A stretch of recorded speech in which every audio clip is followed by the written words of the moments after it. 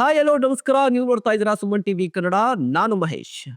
ವೀಕ್ಷಕರೇ, ರಾಜ್ಯ ರಾಜಕಾರಣದಲ್ಲಿ ಮೈತ್ರಿ ಮಾಡಿಕೊಂಡಿರುವಂತಹ ಪಕ್ಷಗಳು ಜೆಡಿಎಸ್ ಮತ್ತು ಬಿಜೆಪಿಯ ಜಗಳ ಈಗ ಬೀದಿಗೆ ಬಂದಿದೆ.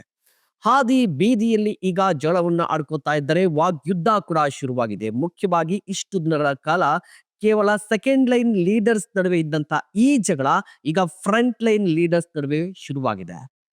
ಏಕಾಏಕಿಯಾಗಿ ರಾಜ್ಯ ಬಿಜೆಪಿಯ ಸಾರಥಿ ಬಿ.ವೈ. ವಿಜಯೇಂದ್ರ ಅವರು ಈಗ ನಿಖಿಲ್ ಕುಮಾರಸ್ವಾಮಿ ಅವರ ವಿರುದ್ಧ ಮಾತನಾಡ್ತಾ ಇದ್ದಾರೆ.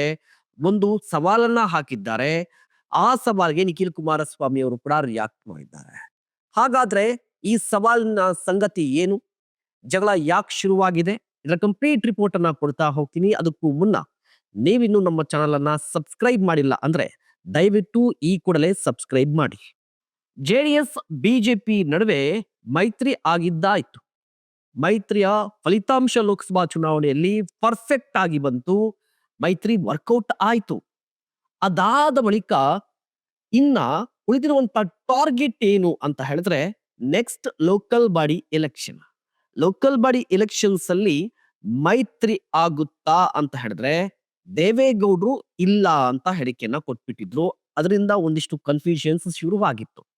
ಅದಾದ ನಂತರ ಕುಮಾರಸ್ವಾಮಿ ಅವರು ಬಂದ್ರು, ತೇಪೆ ಹಚ್ಚಿದ್ರು, ಸರಿ ಎಲ್ಲವೂ ಕೂಡ ಸರಿ ಹೋಯಿತು ಅನ್ನುವಷ್ಟರಲ್ಲಿ ನಿಖಿಲ್ ಕುಮಾರಸ್ವಾಮಿಯವರು ಮಂಡ್ಯದಲ್ಲಿ ಒಂದು ಹೇಳಿಕೆಯನ್ನ ಕೊಟ್ಟಿದ್ರು.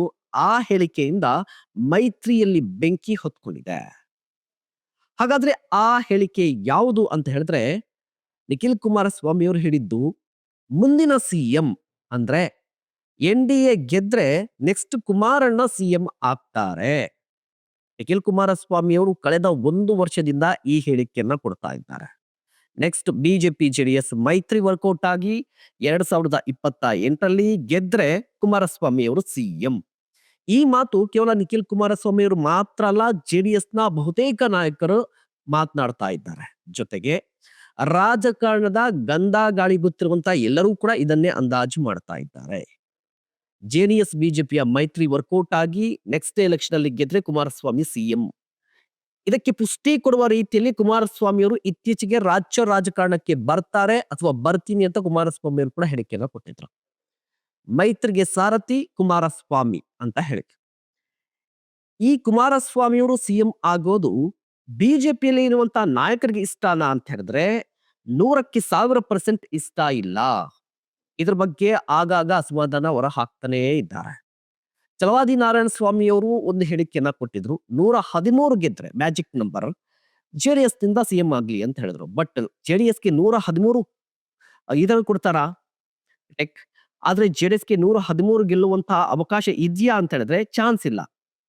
ಸೊ ಇಂಡೈರೆಕ್ಟ್ ಆಗಿ ಕುಮಾರಸ್ವಾಮಿ ಅವರು ಸಿಎಂ ಆಗಲ್ಲ ಅಂತ ಹೇಳಿಕೆಯನ್ನ ಕೊಟ್ಟಿದ್ದು ಆಯಿತು. ಇದರ ನಡುವೆ ವಿಜಯೇಂದ್ರ ಅವರು ಒಂದು ರಿಯಾಕ್ಟ್ ಮಾಡಿದ್ದಾರೆ, ಒಂದು ಹೇಳಿಕೆಯನ್ನ ಕೊಟ್ಟಿದ್ದಾರೆ. ನೋಡಿ, ಸಿಎಂ ಯಾರಾಗ್ಬೇಕು ಅನ್ನೋದನ್ನ ಈಗಲೇ ಚರ್ಚೆ ಮಾಡಂಗಿಲ್ಲ. ಆದಿ ಬೀದಿಯಲ್ಲಿ ಚರ್ಚೆ ಮಾಡೋದು ತಪ್ಪು ಅಂತ ಹೇಳಿದ್ರು. ಯಾರಿಗೆ ಹೇಳಿದ್ದು ಅಂತ ಹೇಳಿದ್ರೆ ನಿಖಿಲ್ ಕುಮಾರಸ್ವಾಮಿ ಅವರಿಗೆ. ಯಾಕೆ ಅಂದ್ರೆ ವಿಜೇಂದ್ರ ಅವರು ಹೇಳಿದ್ದೇನು ಅಂತ ಹೇಳಿದ್ರೆ ಜೆಡಿಎಸ್ ನ ನಾಯಕರು ಸಿಎಂ ಯಾರಾಗ್ಬೇಕು ಅಂತ ಹೇಳಿ ಹಾದಿ ಬೀದಿಯಲ್ಲಿ ಚರ್ಚೆ ಮಾಡ್ತಾ ಇದ್ದಾರೆ. ಇದಕ್ಕೆ ನಮ್ಮ ಬಿಜೆಪಿ ನಾಯಕರು ರಿಯಾಕ್ಟ್ ಮಾಡ್ತಾ ಇದ್ದಾರೆ ಅಷ್ಟೇ, ನಮ್ಮಿಂದ ತಪ್ಪಾಗ್ತಾ ಇಲ್ಲ.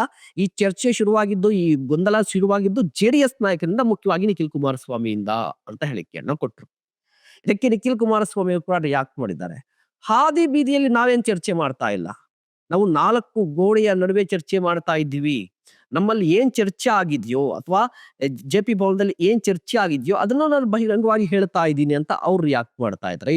ಇದರ ಜೊತೆಗೆ ಮುಂದೆ ಎಲೆಕ್ಷನ್ ಆಗುತ್ತಲ್ವಾ, ಆ ಎಲೆಕ್ಷನ್ಗೆ ಸಂಬಂಧಪಟ್ಟಂತೆ ತಯಾರಿ ಆರಂಭ ಆಗಿದೆ. ಮೈತ್ರಿ ಧರ್ಮವನ್ನ ನಾವು ಪಾಲನೆ ಮಾಡ್ತಾ ಇದ್ದೀವಿ, ಈಗ ಪಾಲಿಸ್ತಾ ಇದ್ವಿ, ಮುಂದೆ ಕೂಡ ಪಾಲನೆ ಮಾಡ್ತೀವಿ. ಬಟ್ ಎಡವಟ್ಟೇನಾದ್ರೂ ಆಗ್ತಿದ್ರೆ, ಗೊಂದಲ ಉಂಟಾಗ್ತಿದ್ರೆ ಅದು ಬಿಜೆಪಿಯಿಂದ ಅಂತ ಹೇಳಿ ನಿಖಿಲ್ ಕುಮಾರಸ್ವಾಮಿ ಅವರು ಹೇಳಿಕೆಯನ್ನ ಕೊಡ್ತಾ ಇದ್ದಾರೆ. ಮತ್ತೊಂದ್ ಕಡೆ ವಿಜೇಂದ್ರ ಅವರು ಹೇಳ್ತಾ ಇರುವಂತದ್ದು ಏನು, ನಮ್ಮಿಂದ ಅಂದ್ರೆ ಮೈತ್ರಿ ಧರ್ಮ ಪಾಲನೆ ನಮ್ಮಿಂದ ಆಗ್ತಾ ಇದೆ, ಬಿಜೆಪಿಯಿಂದ ಆಗ್ತಾ ಇದೆ, ಜೆಡಿಎಸ್ ಇಂದ ಆಗ್ತಾ ಇಲ್ಲ. ನಿಖಿಲ್ ಕುಮಾರಸ್ವಾಮಿ ಅವರು ಯಾವ ಕಾರಣಕ್ಕಾಗಿ ಹೋದ್ ಕಡೆ ಬಂದ್ ಕಡೆ ಎಲ್ಲ ಕುಮಾರಸ್ವಾಮಿ ಅವರು ಸಿಎಂ ಅಂತ ಯಾಕೆ ಹೇಳ್ಬೇಕು? ಮೈತ್ರಿ ಆಗಿದೆ ನಿಜ, ಎಲೆಕ್ಷನ್ ನಡೆದ ನಂತರ ಅಲ್ವಾ ಗೊತ್ತಾಗೋದು ಯಾರು ಸಿಎಂ ಆಗ್ಬೇಕು ಅಂತ ಹೇಳಿ. ಅದಕ್ಕೂ ಮೊದಲೇ ನಿಖಿಲ್ ಕುಮಾರಸ್ವಾಮಿ ಅವರು ಯಾಕೆ ಹೇಳಬೇಕು ಅನ್ನೋದು ವಿಜೇಂದ್ರ ಅವರ ವಾದ ಆಗಿದೆ. ಸೊ ಇಷ್ಟು ದಿನಗಳ ಕಾಲ ಸೈಲೆಂಟ್ ಆಗಿದ್ದಂತ ಈ ಇಶ್ಯೂ ಅಂದ್ರೆ ಸೈಲೆಂಟ್ ಆಗಿತ್ತು ಅಂತ ಹೇಳಿದ್ರೆ ಸೆಕೆಂಡ್ ಲೈನ್ ಲೀಡರ್ಸ್ ಮಾತ್ರ ಮಾತನಾಡ್ತಾ ಇದ್ರು. ಪ್ರೀತಮ್ ಗೌಡ ಮಾತನಾಡ್ತಾ ಇದ್ರು, ನಾರಾಯಣ್ ಗೌಡ್ರು ಮಾತನಾಡ್ತಾ ಇದ್ರು, ಈ ಮುನಿಸ್ವಾಮಿ ಮಾತನಾಡ್ತಾ ಇದ್ರು, ಮಾಜಿ ಸಂಸದರು. ಬಟ್ ಈಗ ರಾಜ್ಯಾಧ್ಯಕ್ಷರೇ ಇದನ್ನ ಪ್ರಸ್ತಾಪ ಮಾಡ್ತಾ ಇದ್ದಾರೆ. ವಿಜಯೇಂದ್ರ ಅವರೇ ಇದನ್ನ ರಿಯಾಕ್ಟ್ ಮಾಡ್ತಿದ್ದಾರೆ ಅಥವಾ ಪ್ರಸ್ತಾಪ ಮಾಡ್ತಿರದೆ. ಸೊ ಈ ಮೈತ್ರಿ ಬಗ್ಗೆ ಇಷ್ಟು ದಿನಗಳ ಕಾಲ ಇದ್ದಂತಹ ಗೊಂದಲ ಮತ್ತು ಅಸಮಾಧಾನ ಸ್ಫೋಟಗೊಂಡಿರುವಂತಹ ಲಕ್ಷಣಗಳು ಕಾಣಿಸ್ತಾ ಇದೆ. ಈ ಮೈತ್ರಿ ಮುಂದಿನ ಚುನಾವಣೆಯವರೆಗೂ ಇರುತ್ತಾ, ಇರಲ್ವಾ? ಇಫ್ ಇನ್ ಕೇಸ್ ಏನಾದ್ರೂ ಇದ್ರೆ ಏನ್ ಆಗಬಹುದು? ದಯವಿಟ್ಟು ಕಮೆಂಟ್ ಮಾಡಿ. ಇಂತಹ ಮತ್ತಷ್ಟು ಕಂಟೆಂಟ್ಗಾಗಿ ನೋಡ್ತಾ ಇರಿ Suman TV Kannada. For business and personal promotions, please contact 9686376663.